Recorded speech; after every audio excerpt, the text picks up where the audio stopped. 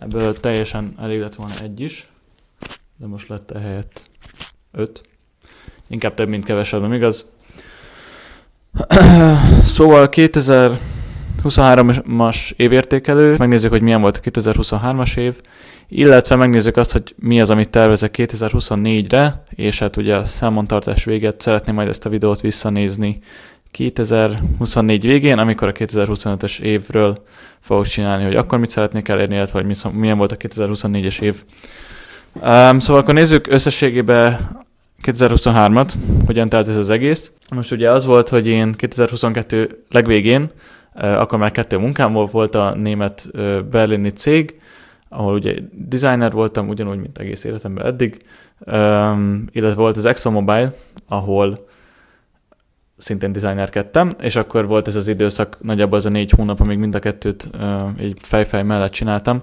A probléma az volt, hogy mint kiderült ebből az évből, azt gondolom, hogy nekem nem kell dolgozni, és én azt gondolom, hogy napi 2-3 óra munkával is el tudom végezni azt a munkát, amit más emberek megcsinálnak mondjuk 8 óra alatt, ami néha lehet, hogy igaz, az esetek többségében sajnos nem igaz, úgyhogy ez nem egy jó approach ahhoz, hogy olyan kéne csinálni ezt a munkát, meg úgy általában mindenfélét. Az a lényeg, hogy nem szabadna, hogy így gondolkodjak, ennek ellenére még azt látom magam, hogy még most is így gondolkodok, és azt gondolom, hogy ez volt a 2023-as évnek a legnagyobb tanulsága, hogy nem vagyok annyira jó, mint én azt gondoltam. Tegyük hozzá, hogy úgymond volt rá indokom, hogy én ezt gondoljam, mert ugye mindkét melóra, Exxonosra is, meg a Dátóra is, a németre, úgy vettek fel, hogy kb. Minden gondolkodás nélkül. A Dátósra konkrétan a szigetről hazafele jövet reggel, 7-re hazaértem a buliból, a szigetről, hazasétáltam, az volt 1 óra. Leültem, megcsináltam a próbafeladatot 2 óra alatt, ami nem hiszem, hogy túl jól sikerült, majd reggel 10-kor, mikor volt a meeting, leprezentáltam, és fölvettek, bazd meg. Most ezután hogy ne higgyem azt, hogy király vagyok? És az igazság az, hogy valószínűleg van benne valami, tudok beszélni, meggyőző tudok lenni. Te is tudod, mindenki tudja.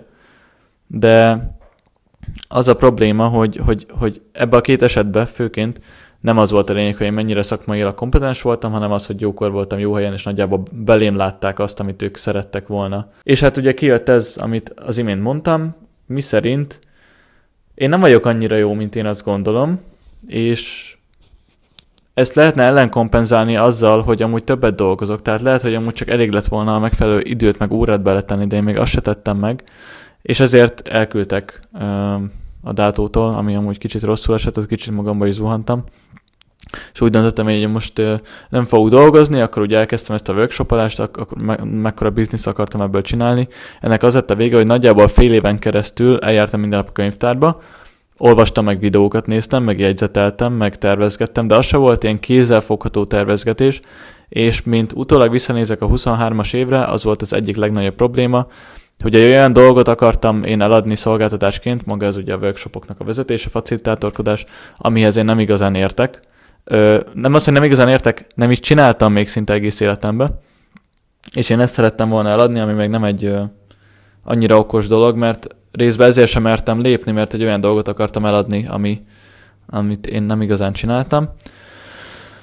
Azt még tegyük hozzá, hogy a szerviz képzést elvégeztem ebbe az évbe, ami izgis volt, meg nagyon hasznos volt szerintem ebben az évben. Utazgattam több helyre, legfőként full chillba voltam, illetve nyáron voltak tök jó élmények, viszont sajnos nyárra jutottam el, hogy jó, most már nincs pénzem, elfogyott minden félretett pénzem, az a pár millió forint, ami volt.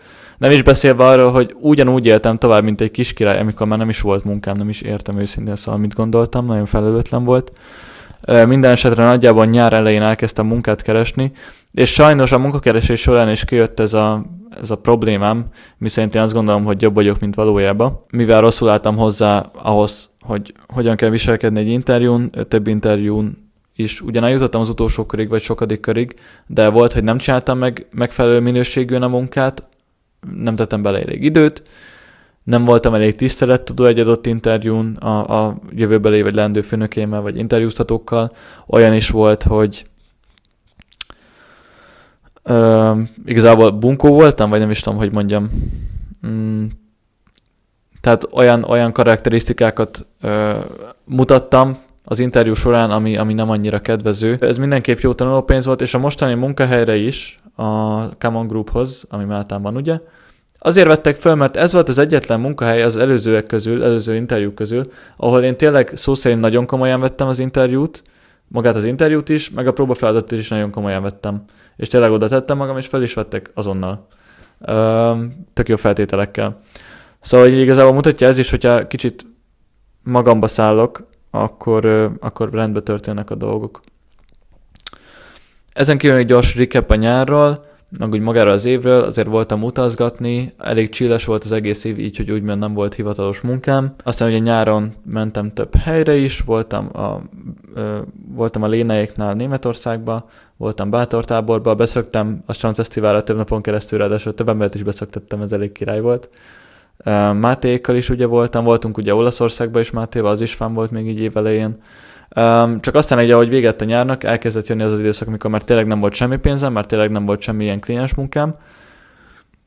És hiába interjúztam, nem vettek föl, és akkor ugye eljutottam arra a pontra, hogy jó, most már kölcsönként kérem a barátaimtól, ami enyhén szóval kicsit kínos, nem beszélve arról, hogy ugye a lelki állapotomra is elég szar hatással volt maga ez a szituáció, hogy én most azért nem járok el helyekre, meg azért nem csinálok dolgokat, mert hogy nincs rá pénzem. Ez nem egy jó lelki állapot sajnos. Hát augusztus végétől így gyakorlatilag most november elejéig, amíg föl nem vettek, vagy november közepéig, amíg ki nem derült, hogy fölvettek, addig én így kinda depressziós voltam, edzeni se jártam el, ugye, pont ezért már nem volt pénzem. Miután fölvettek, azután tök kis boldog lettem, ki is mentem Máltára, az még jobb volt, Máltán a kollégák, meg úgy maga a környezet nagyon tetszik, úgyhogy ezért nagyjából visszahozott az életbe. Úgyhogy nagyjából így recapelve ennyi az év, ami tanulságot el tudnék mondani, ne gondold azt, hogy jobb vagy, mint mások, ne gondold azt, hogy van 3 év tapasztalatod, de az elmegy 5-nek, úgyhogy légy szerényebb, és legyél sokkal takarékosabb a pénzeddel, sokkal tudatosabb, tegyél félre, és hogyha nincs munkád, akkor időben cselekedj azért, hogy legyen pénzed, vagy legyen valami bevételed projektekből, illetve ha vannak projektjeid, azt meg normálisan csináld végig. És akkor nézzük meg a 2024-es törekvéseket, hogy hova szeretnénk eljutni, mit szeretnénk, hogyha történne 2024-ben. Főként most, amit szeretnék, a Webflow-ban szeretnék klienseket szerezni, tehát szeretnék weboldal klienseket szerezni, és azért fontos, hogy ez a Webflow-ba legyen, mert hogy itt sokkal több pénzt tudok elkérni egy weboldalért, illetve sokkal minőségibb oldalakat is tudok viszonylag egyszerűbben csinálni, mint mondjuk WordPress-be, illetve ez maga már egy pici nis, maga a Webflow weboldalkészítés, és én azon belül szeretnék még jobban lenisselni a B2B startupokhoz, vagy scale-upokhoz, igazából mindegy. Az a lényeg, hogy IT-val kapcsolatos software as a service business oldalaknak a landing oldalját, főoldalját igazából, amit kérnek, de hogy főleg velük szeretnék dolgozni együtt. Én azt érzem, hogy ez lenne az a fajta emberközeg, meg érdeklődésű ember, aki meg hát ilyen, hogy mondjam, energiába őket így tudnám meccselni. Úgyhogy erre szeretnék koncentrálni, és akkor ennek a step by stepjét is én egész szépen levezettem. Mi szerint, hát ugye social media tartalmat gyártok, amit már tavaly elkezdtem ugye a magyar piacra, de ez nem volt túl összeszedett social media tartalom, viszont ezzel egy időben büszke vagyok rá, hogy egyáltalán csináltam. Tehát social media tartalom, fizetett Facebook hirdetéseket is fogok futtatni, reklámokkal, ugye kattintanak, de valószínűleg egy freebie-t fogok reklámozni, vagy éppen azt, hogy mondjuk megcsinálok nekik egy ingyen oldalt, vagy ingyen dizájnt, tehát valamit ingyen odaadok, és akkor jön a következő lépés, amikor már mondjuk a weboldalra, hogy legyen kódolva fizetni kell, vagy akciózok, hogy mondjuk 80%-kal olcsóbban csináljuk most meg a weboldalt, stb. Még a social media profilt fel kell állítani, ki kell tenni a content strategy-t, hogy oda milyen videókat csináljak, az még egy nagyobb kihívás lesz. Facebook oldalt is jól lenne csinálni a Grand Solutionsnak, viszont a weboldal már kész, ennek nagyon örülök, azért ez is egy nagyobb munka volt. És igazából onnantól pedig gyakorlok, lesznek client feedbackek meg review-k, amiket ugye tudok használni, jó esetben tovább is fognak ajánlani, nagyon remélem. Úgyhogy megpróbálok minél jobb munkát végezni nekik, minél gyorsabban, és hát időben minél több pénzt charge-olni érte, és akkor nagyon remélem, hogy február-március környékén már tudok azért ilyen 6-7-8 ezer euróért is weboldalakat eladni, és hát ugye hosszú távon, hogyha mondjuk ebből csak 2 vagy 3 el tudok adni egy hónapban, az nagyon fullos lenne, és akkor hosszabb távon pedig szeretnénk majd alkalmazni kis indiaiakat, akik ezeket megcsinálják. És akkor én igazából már csak a salesre meg a marketingre figyelnék, és valaki, aki éppen bedolgozik nekem Fiverr-ről vagy Upworkről, ők csinálnak nekem magukat a weboldalt, meg ilyesmiket. Nagyjából az évnek az első fele, tehát most januártól június-júliusig tartana ez a hajtós időszak. Nagyon remélem, hogy már viszonylag hamar januárban lesznek klienseim, és akkor, hogyha úgy van, akkor akár fel is tudok mondani a munkahelyen, és tudok fullba erre fókuszálni, és akkor július környékén pedig kicsit lecsillelek, akkor hazajövök, nyaralok, bulizok, el vagyok, azt a minimális munkát megcsinálom, amit kell. Social media tartalmat valószínűleg ugyanúgy gyártanék, viszont ha nagyon jól megy minden, akkor meg lehet, hogy nem fog leállni. Szóval meglátjuk majd, akkor lehet a Momentumban maradok. Minden esetre 2024-ben nagyon szeretném, hogyha ez így bejönne, és nagyon próbálok fókuszálni a reggeli rutinjaimmal, az esti rutinjaimmal. Most tényleg nagyon leegyszerűsítettem, hogy mi az, amire szükségem van. Szeretnék minél több könyvet elolvasni, és az akciókat így végrehajtani, amiket a könyvbe olvasok, úgyhogy igazából ez ennyi. Ennyi a 2024-es év. Több bucket list item is felkerült most így az évbe, csak hogy néhányat említsek. Például a búvárjogsi, autójogsi, elutazni Madeirára, igluban aludni, és közben látni az éjszakai fényt. Szeretnénk most már egy normális barátnőt is találni, akivel hosszú távon tudok tervezni. Mi van még szaltózni megtanulni, az is nagyon fullos lenne. Most így ezek jutnak eszembe, illetve a pénzügyi célokra is ejtsünk pár szót. Most elkezdtem már Revoltba valamennyi pénzt beteszegetni részvényekbe, illetve megtakarítási számlára, úgyhogy ezt szeretném egy kicsit jobban elmélyíteni, valószínűleg kriptot is fogok venni. Sok részvényben minden hónapban be fogom tenni a pénzemet, kriptoba is, megtakarítási számlákba is, és azt szeretném magamba tudatosítani ebbe az évbe, hogy nincs pénzem, vagyis van, csak hogy be van téve, és hogy úgymond stockokra költsem folyamatosan, mert hogy hosszú távon az a lényeg, hogyha én most tényleg 15-20 ezer eurót tudok keresni egy hónapba, ami nagyon-nagyon-nagyon király lesz, és én minden hónapban teszem azt mondjuk ebből a 15-20 ezerből, legyen mondjuk 15 ezer, ez picit reálisabb. Mondjuk 3 ezer euróval azért bőven meg vagy egy hónapra, akkor már 12 ezer euród, amit befektethetsz. És annyi lenne a lényeg, hogy te ezt minden hónapban megcsinálod, 5 éven keresztül, 5-10 éven keresztül, akkor igazából már tényleg 15-20 ezerre, hogyha annak a maradékával megcsinálod, akkor 5 év múlva igazából a stockoknak annyi pénzt kéne termelniük havonta, amit ki lehet venni, hogy igazából már nem kell dolgozni úgy nagyon, legalábbis a pénzért nem. Úgyhogy ez lenne a cél, és azért jutottam erre, mert hogy ez sokkal jobb és sokkal egyszerűbb befektetés, mint egy lakást venni. Ha én most az egész évet arra teszem fel, hogy összespóroljak egy lakásra, ami akár még lehetséges is lenne, hogyha ennyit keresek, az annyit érek el, hogy a pénzem nem a számlámon áll, és nem lesz belőle több, hanem egy lakásban áll, amiből ugyan lehet, hogy több lesz, de hogy így nem lesz szabad cashflow egyáltalán, aki kell venni, az úgy nagyon kellemetlen. És hogyha még ki is adom Airbnb-n, akkor is max havonta termel, nem tudom, 1000-1500 eurót. Úgyhogy ez nem egy annyira jó deal, őszintén szólva. Úgyhogy ez inkább ez az ingatlanos, ez hosszú távon lesz, úgyhogy mindenképpen szeretnék fókuszálni inkább a részvényekre, abba bepakolni a pénzem, abból ki lehet venni, azt folyamatosan látom, és bízom benne, hogy ez 5-10 év múlva meg fog térülni. Úgyhogy ennyik az éves törekvések.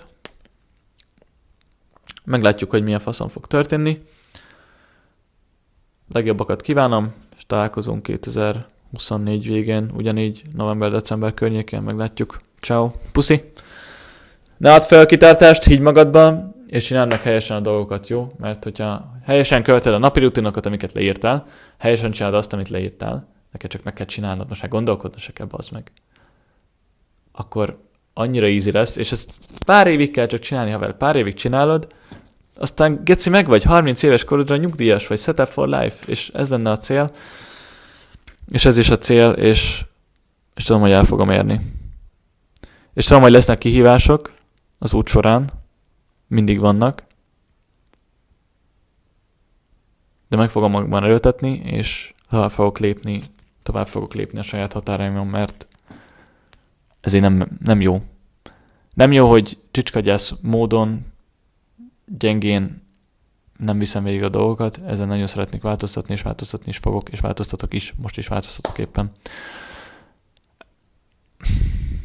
Azt is tegyük hozzá, hogy nem kell túl keménynek lenned magadhoz, de most már nem vagy gyerek tényleg, most már felelősséggel tartozol, magadért. Most már nem akarok többet ilyen szituba kerülni, hogy kölcsön kell kérjek, nem szeretnék. Úgyhogy ennyi igazából. 2023 én azt gondolom, hogy a tanulságok éve volt, 2024 a cselekvés éve kell, hogy legyen, és 2025 is ugyanígy, 2025 6 is, és akkor utána már jöhet a gyerek. Reméljük, hogy összejön a randi. Megyek a Hekkelverával randizni jövő héten. Fullos. Vagy ha nem ő, érted? Valakit most már komolyan be fogok akasztani, az fix. Lebabáztatom, beleteszek egy pujját. Menekülni nem tud, bazd meg, összeházasodunk, már ott lesz a szerződésben, hogy nem mehet sehova. Rábaszok egy hitelt, esélyese lesz, mellettem ragad az csá. Csak viccelek, tudod? Csak viccelek. Úgyhogy ennyi a szitu, kitartás, tedd oda magad, és tényleg legyél konzisztens, és akármennyire nincs kedved hozzá,